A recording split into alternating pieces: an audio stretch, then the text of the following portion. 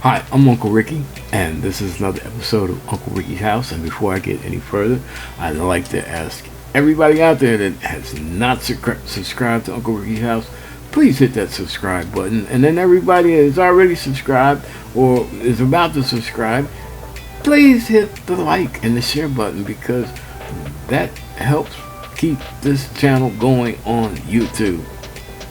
Thank you. But back to the topic of Kevin McCarthy, the man that screwed himself.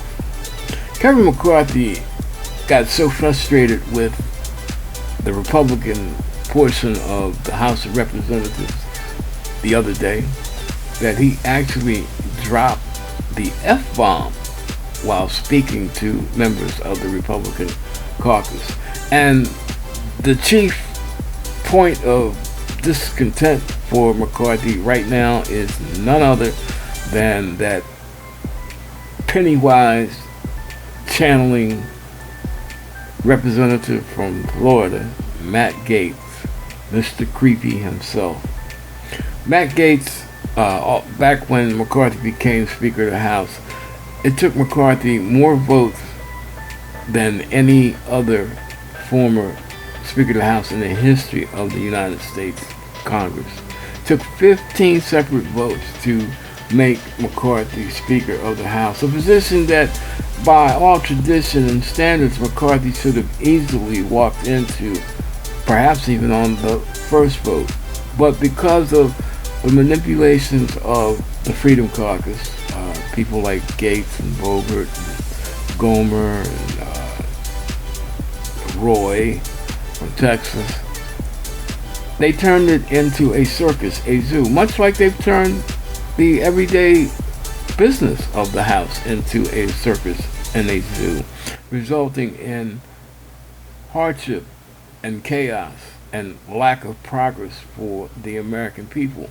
Some of the very same people that they brainwashed into electing them to Congress.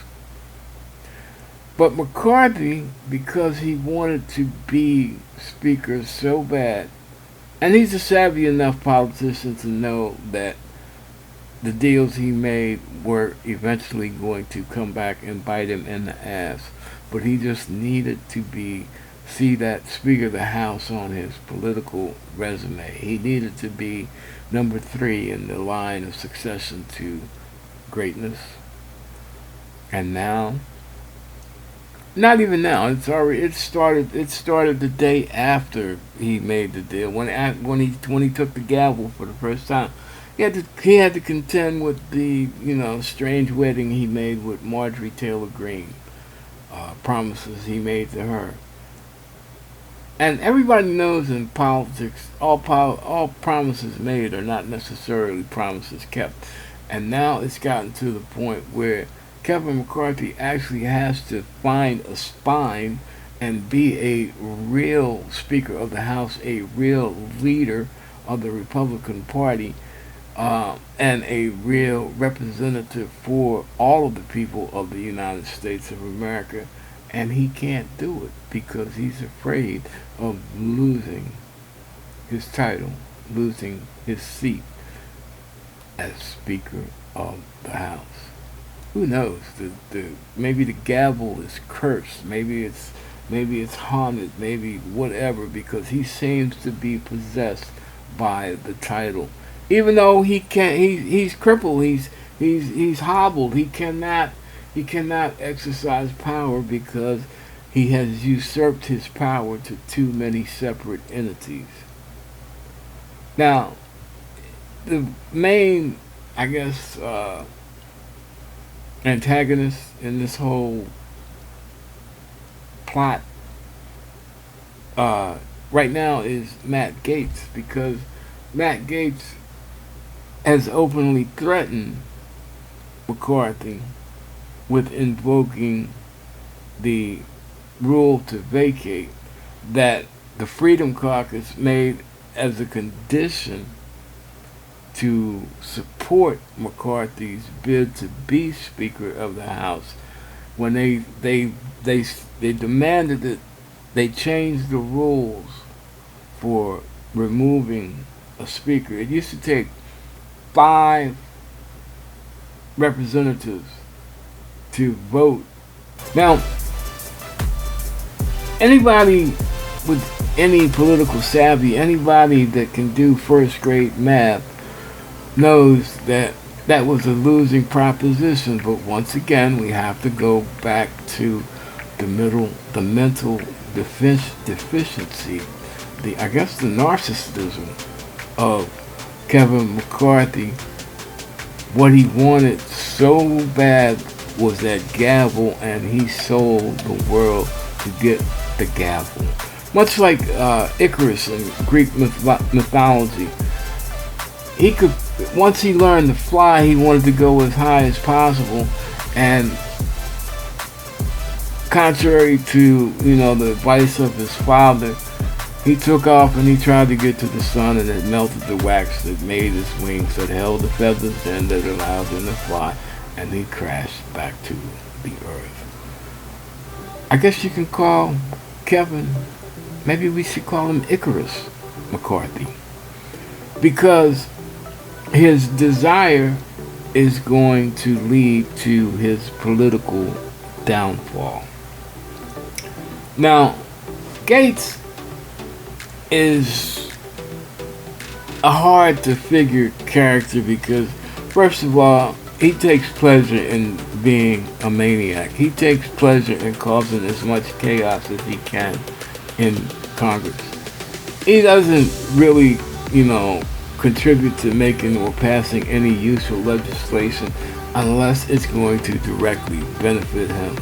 I guess just enough to get it on his resume, so when he goes back to his constituents in Florida to say, well, look, I did do something,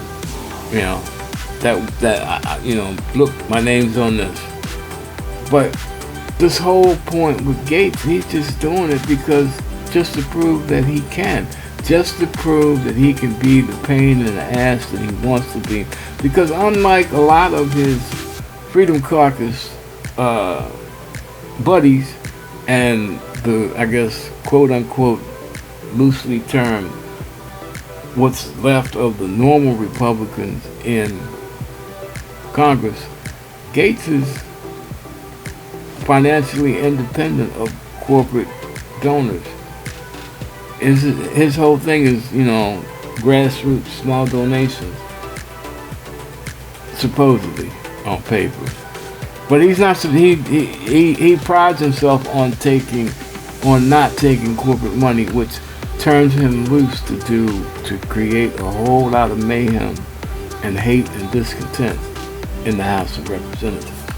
Now, McCarthy got so frustrated with Gates and his actions, he actually dropped the F-bomb on the floor of the House. And as expected, he caved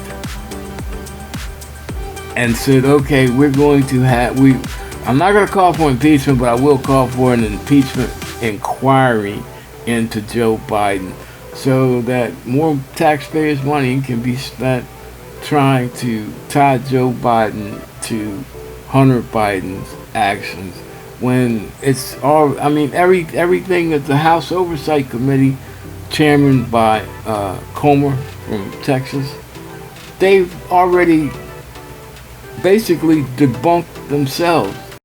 All of their whistleblowers turned out not to be really whistleblowers, just government employees with an axe to grind.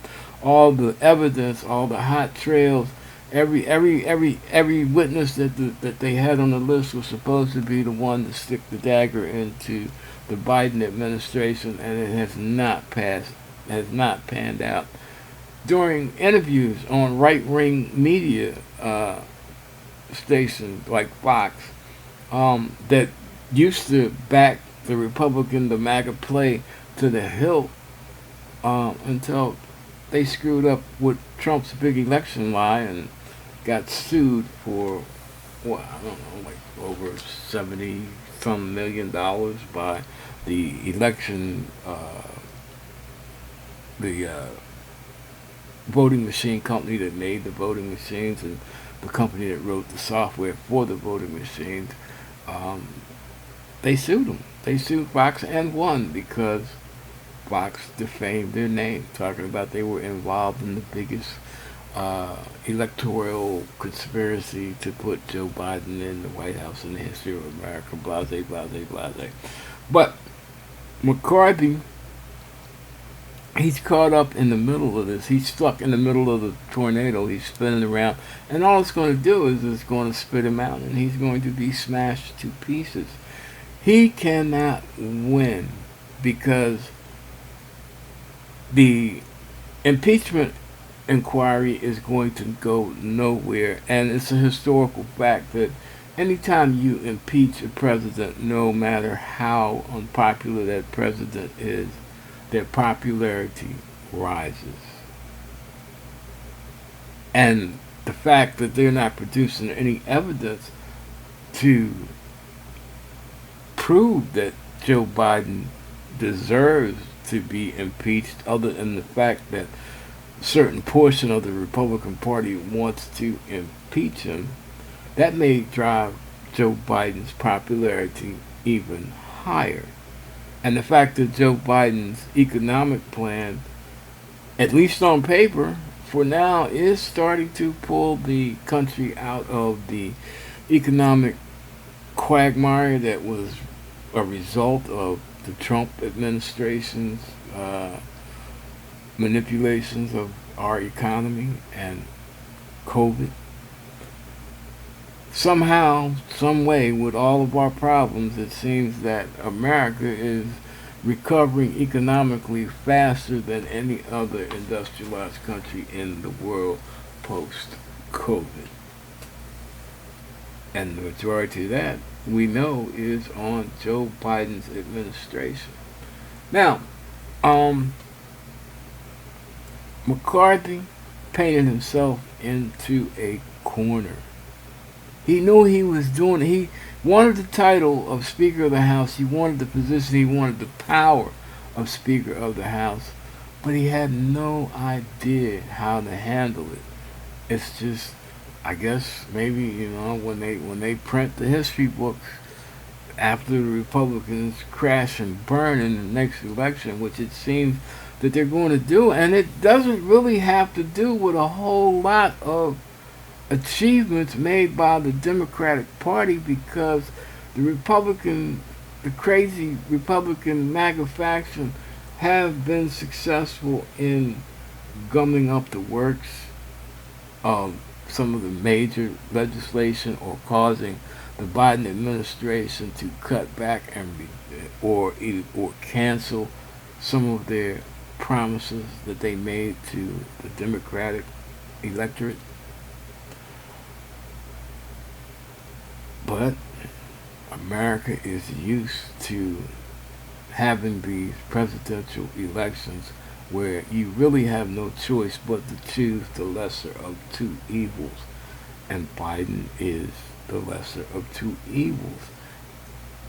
And the Republican MAGA Freedom Caucus and people like Matt Gaetz and Marjorie Taylor Greene and Lauren Boebert, they are sealing the future of the Republican Party just by being the idiots and the inflammatory narcissists that they are.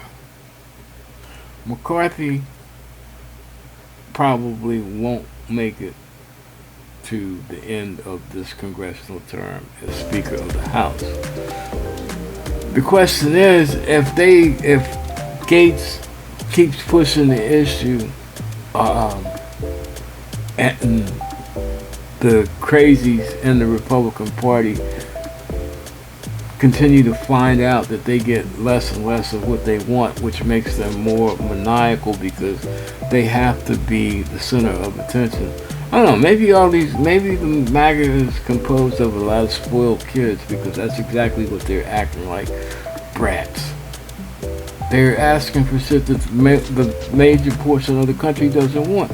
They're doing stuff that their own party doesn't want. They're doing stuff that the political strategists are telling them, you're dooming your party. You're going to increase the Democratic margin in the Senate, and the way you're going to lose your lead in the House of Representatives. And between Trump's indictments and potential for conviction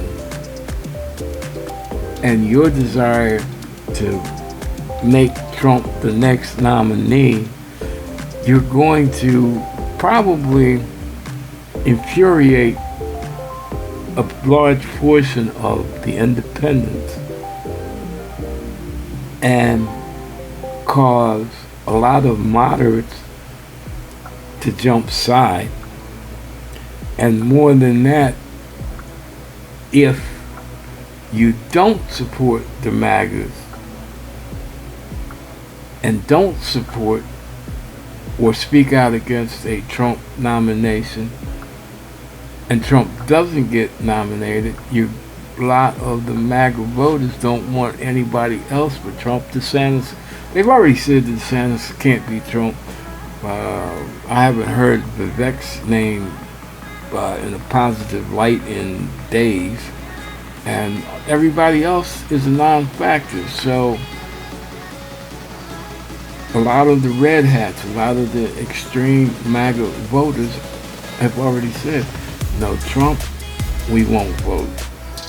No Trump, maybe we'll just start a civil war. Maybe we'll just make this the last election that's won at the ballot box, and just make it an election that's won with bullets and bloodshed. And McCarthy is caught in the middle of all of this. However it goes down, McCarthy is not going to have that bright and shining star beside his name in the history of America.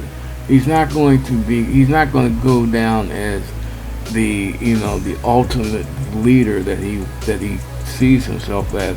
He may just go down dropping F-bombs all the way. But probably the sooner he goes down, the better it's going to be for the American public. Because no matter who the Republicans come up with somebody, if they come up with somebody, because they're going to fight back and forth in between, it's going to expose the Republican Party for the non-leadership ability that they have. They have no ability to lead. They have no ability to govern, because it's all about individual, personal agendas. The Republican Party is so far out of touch with the American people, because they bow down to Trump, and they bow down to the MAGA philosophy. And the MAGA philosophy, yeah, it's spread across the country, but it's only effective in ruby red states where a Republican is going to win as long as the sun comes up. The normal, or I guess what's left of normal Republicans that still are in Congress, that come from purple states or states where every now and then a Democrat can actually win, even though the Democratic Party might be the minority, that come from states that haven't been gerrymandered into Democratic non-existence, where the power of the Democratic vote or the minority vote has been rigged into nothingness.